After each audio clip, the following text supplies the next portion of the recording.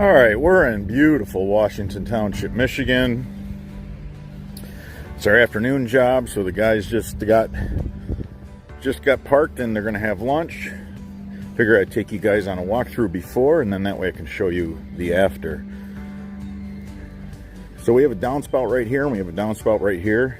We're gonna take them into the same D box and then outlet the water further away from the house.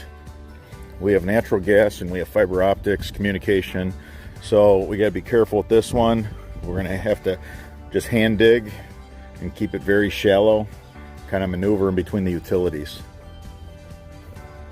This is going to be a whole house roof runoff system.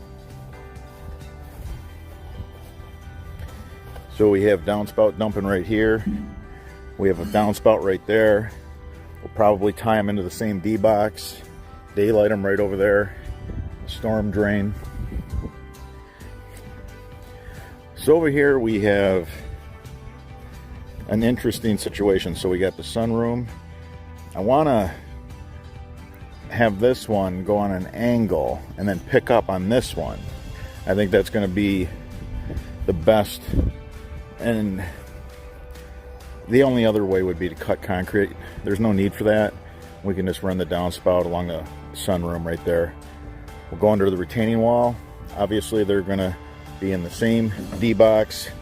This one right here can be in the same D box and just daylight it, or by these arborvitaes, be fine.